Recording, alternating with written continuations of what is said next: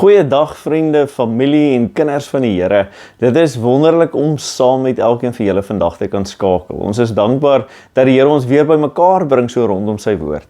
In die noorde is ons hierdie maand besig om bietjie stil te staan by die gedagte van alles in kleur. Maar vandag gaan dit nie net oor mooi kleure of somersdae of reënboog of helder prentjies nie. Vandag gaan dit oor iets dieper. Ons kyk na hoe ons kyk, hoe ons na God kyk, hoe ons na die lewe kyk, hoe ons na bekommernisse, werk, geld, kinders, toekoms en selfs na onsself kyk.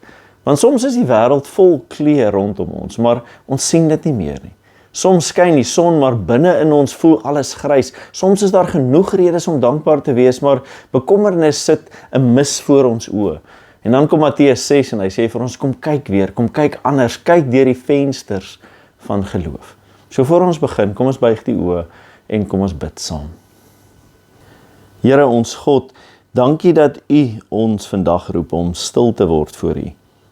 Ons kom na U toe met alles wat helder is in ons lewe, maar ons kom ook met alles wat vaal, swaar en deurmekaar voel. Here Jesus, U is die lig van die wêreld. Skyn vandag U woord in ons harte, maak ons oë oop om te sien wat U vir ons wys. Die goedheid van die Vader, die sorg van die Skepper, die waarde van U koninkryk en die genade wat ons lewe weer kleur gee. O Heilige Gees, leer ons om nie net te kyk nie, maar werklik te sien. Amen. Daar is iets besonders aan hierdie tyd van die jaar. Die dae is lang, die lig val net anders, die reën laat alles anders en vars ruik, die gras lyk groener, die blomme helderder, die lig voel selfs groter, en selfs gewone dinge lyk soms net weer nuut. En dit is deel van die wonder van God se skepping. God het nie 'n vaal, plat, eentonige wêreld gemaak nie. Hy skep met lig en donker, see, land, saad, vrug, voëls, blomme, ritme, seisoene. Die skepping is vol kleur, want die Skepper is vol goedheid, orde, liefde en heerlikheid. Psalm 19 sê, die hemelruim verkondig die eer van God. Die skepping praat, nie met woorde nie, maar met lig en kleur en geur, ritme, beweging en lewe. Maar ons weet ook, ons sien dit nie altyd so nie, want die lewe maak ons oë moeg. Werksdruk, familie, finansies, kinders se behoefte, onsekerheid oor die toekoms, die druk van 'n vreemde wêreld wat heeltyd verander, om 'n lewe te bou in 'n nuwe plek, om altyd te beplan en sterk te wees. En dan kan jy deur die venster kyk, maar jy sien nie die kleur nie. Jy sien net wat gaan gebeur. Gaan ons reg wees? Is daar genoeg? Wat van môre? En dit is presies daar waar Jesus vandag met jou en my praat. Ons lees uit Matteus 6 vers 19 tot 34 en dis 'n deel van die bergrede en die opskrif is die ware skat. Moenie julle skatte op aarde bymekaar maak nie.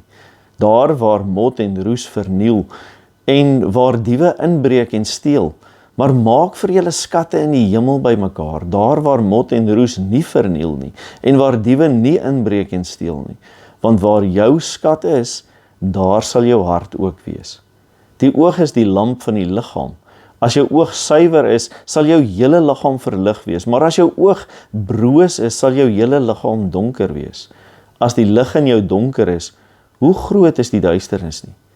Niemand kan twee baase dien nie, want hy sal of die een haat en die ander een lief hê, of hy sal aan die een lojaal wees en die ander een verag. Julle kan nie God en mammon dien nie. Daarom sê ek vir julle, moet julle nie bekommer oor julle lewe of oor wat julle sal eet of oor wat julle sal drink of oor julle liggame wat julle sal aantrek nie. Is die lewe dan nie belangriker as kos en die liggaam as klere nie? Let op die voëls van die hemel. Hulle saai nie en hulle maai nie en hulle versamel niks in skure nie. Tog sorg julle hemelse Vader vir hulle. Is julle nie meer werd as hulle nie? Wie van julle kan deur om te bekommer een el by sy lewe voeg? En waarom is julle oor klere bekommerd? Let op die wilde narsings en hoe hulle groei. Hulle soeg nie en hulle spin nie. Maar ek sê vir julle, self Salomo in al sy pragt was nie soos een van hulle geklee nie. As God die gras van die veld wat vandag daar staan en môre in 'n oond gegooi word so klee, hoeveel te meer nie vir julle nie, kleingelowiges. Moet julle daarom nie bekommer en vra, wat sal ons eet of wat sal ons drink of wat sal ons aantrek nie. Dit is immers alles dinge waarna die heidene nasie soek. Julle hemelse Vader weet tog wat julle alles nodig het, maar soek eers die koninkryk van God en sy geregtigheid, en al hierdie dinge sal vir julle bygevoeg word. Moet julle dus nie bekommer oor die dag van môre nie, want môre sal hom oor homself bekommer. Elke dag het genoeg van sy eie kwaad. Tot sover uit die woord van God.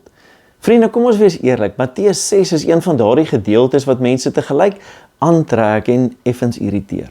Aan die een kant klink dit amper onrealisties. Jesus sê, moenie bekommerd wees oor kos en klere en jou liggaam of môre nie. En ons wil amper sê, Here, maar is makliker gesê as gedaan. Ons probeer juis ons kinders leer om verantwoordelik te wees. Ons probeer om begrotings te laat klop. Ons probeer werk en spaar en beplan en organiseer. En nou klink dit amper asof die Bybel dit afmaak of ondergrawe.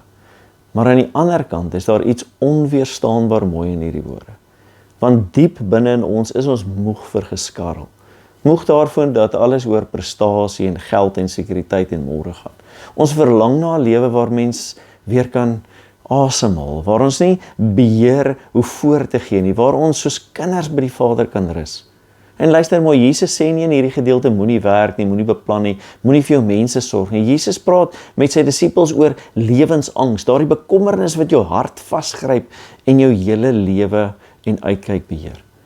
En daarom begin Jesus by skatte. Waar is jou skat? Met ander woorde, waar soek jy veiligheid, jou identiteit en jou vrede? Want waar jou skat is, daar sal jou hart ook wees. En dan praat Jesus oor die oog. Die oog is die lamp van die liggaam. Jesus sê eintlik, hoe jy kyk, bepaal hoe jy leef. As jou oog vol vrees en vergelyking, jaloesie, gierigheid of bekommernis is, raak die lewe donker. Maar as jou oog deur geloof en vertroue, vrygewigheid en die koninkryk gevorm word, dan begin die lig deurkom. In die Joodse denke was 'n goeie oog dikwels verbind met opregtheid en vrygewigheid. 'n Goeie oog sien nie net hoe beskerm ek myne nie, 'n goeie oog vra, hoe leef ek vir God? Hoe dien ek die Here? Hoe gee ek en hoe vertrou ek? En dan kom Jesus by die groot punt. Niemand kan twee meesters dien nie. Jy kan nie God en Mammon dien nie. En God is nie net geld nie, dit is besittings en sekuriteit ook. Nie net as goed wat ons gebruik en nodig het nie, maar as 'n mag wat ons begin beheer. En dan sê Jesus, kyk na die voëls, kyk na die veldlelies. Daardeur sê hy, die skepping is 'n venster. Kyk deur hierdie venster en leer iets van jou Vader. Die voëls saai nie en hulle oes nie, soos mense nie, en tog sorg God vir hulle. En die veldlelies skarrel nie en hulle spin nie, klere soos mense nie, en tog beklee God hulle met skoonheid, kleur en pragt. So Jesus gebruik kleurvolle skepingsbeelde om vir 'n bekommerde groep mense te sê, julle leef nie in 'n koue, toevallige wêreld waar alles van julle afhang nie, julle leef in God se wêreld en julle het 'n Vader. En daarom is die oproep nie, hou op werk nie, die oproep is, hou op leef asof alles van jou afhang. Baie van ons ken daardie spanning. Ons is dankbaar om hier te wees, ons het gekies om hier te woon, ons bou hier 'n lewe, maar dit beteken nie alles is altyd maklik nie. Daar is die druk van die werk, die koste van lewe, die verantwoordelikheid van kinders en skole en aktiwiteite, die verlange na familie en oumas en oupas, die gevoel dat ons soms tussen wêrelde leef, Suid-Afrika in jou hart, die eiland in jou dagboek en God se koninkryk is jou ware tuiste. En juist daar kom vra Jesus, waardeur kyk jy? Kyk ons net deur die venster van vrees, dan lyk alles skaars. Kyk ons net deur die venster van geld, dan lyk alles soos 'n balans of 'n rekening. Kyk ons net deur die venster van vergelyking, dan lyk almal en alles altyd beter af op 'n ander plek. Kyk ons net deur die venster van môre, dan verloor ons vandag se gawe en genade. Maar as Christus ons oë nuut maak, begin ons anders sien en anders kyk. Ons sien die werk nie net as druk nie, maar as 'n roeping. Ons sien ons huis nie net as 'n plek wat betaal moet word nie, maar as 'n ruimte waar geloof geleef word. Ons sien ons kinders nie net as 'n taak of 'n projek wat suksesvol moet wees nie, maar as verbondskinders wat God aan ons toevertrou. Ons sien die gemeente nie net as 'n Sondagafspraak nie, maar as 'n geloofsfamilie, 'n netwerk van mense wat mekaar help om God te hoor, om hom te ken en met sekerheid te leef. Ek lees 'n verhaaltjie hierdie week van die hospitaalvenster. Daar word vertel van 2 mans wat baie siek was in dieselfde hospitaalkamer. Hulle het hom gedeel. Die een man moes heeldag plat op sy rug lê en die ander man se bed was langs die kamer se enigste venster en hy kon elke middag vir 1 uur regop sit. Hy was toegelaat om dit te doen sodat die vloeistof in sy longe kon dreineer. En die 2 mans het ure lank gesels oor hulle families, hulle huise, hulle werk, hulle herinneringe en die plekke waar hulle al was. Maar die hoogtepunt van elke dag was daardie uur wanneer die man by die venster regop kon sit en dan het hy vir sy kamermaat begin beskryf wat hy alles buite sien. Hy het vertel van die pragtige park met die meer, die eende en die swane wat daarop swem, die kinders en die klein bootjies wat daarop speel, die paartjies wat in die paadjies tussen die bome en die blomme rondloop en hande vashou. Hy vertel van die bome, die lig, die beweging, mense, die lewe en selfs die stad se horison.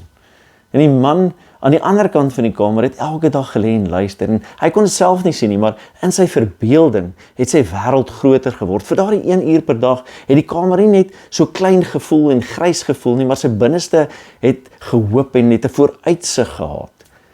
En een oggend kom die verpleegster in en ontdek dat die man by die venster rustig in sy slaap oorlede is.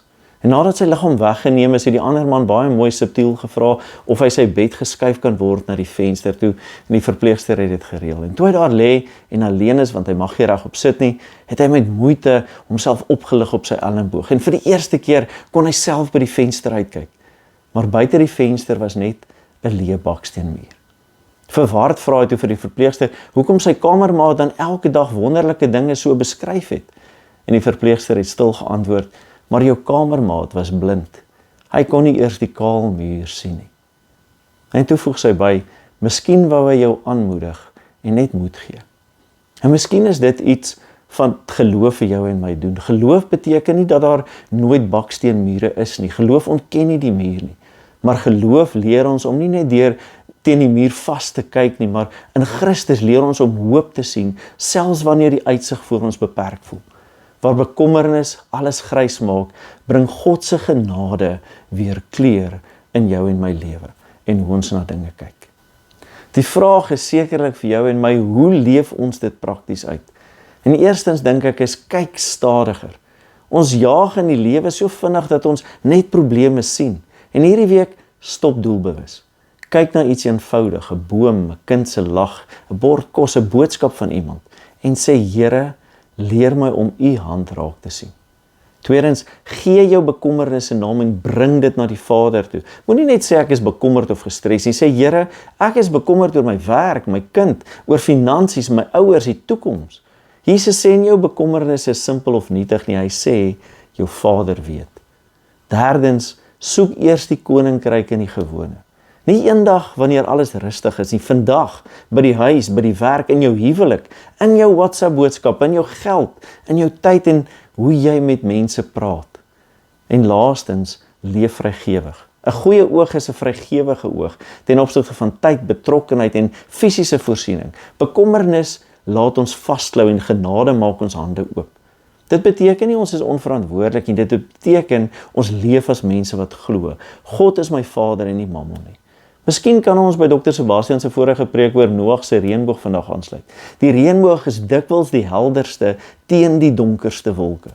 So ook word geloof dikwels die duidelikste wanneer die lewe nie maklik is nie. Wanneer die wolke donker is God se belofte nie minder waar nie. Soms sien ons juis dan dit die helderste. Vriende, Jesus gee vandag nie vir ons 'n maklike lewe nie. Hy gee vir ons 'n nuwe manier van kyk en van sien. Hy sê nie daar sal nooit rekeninge wees nie. Hy sê jou Vader weet, julle Vader weet. Hy sê nie daar sal nooit spanning wees nie. Hy sê eenvoudig soek eers die koninkryk van God. En hy sê ook nie môre maak nie saak nie. Hy sê moenie dat môre vandag se gawe en genade steel nie. En daarom kan ons vandag uitgaan met hierdie eenvoudige waarheid vir jou en my. Wanneer bekommernis die lewe grys maak, leer Christus ons om weer in kleur te sien. Amen. Kom ons bid saam. Here, ons almagtige God en Vader, U weet wat ons nodig het, nog voordat ons vra.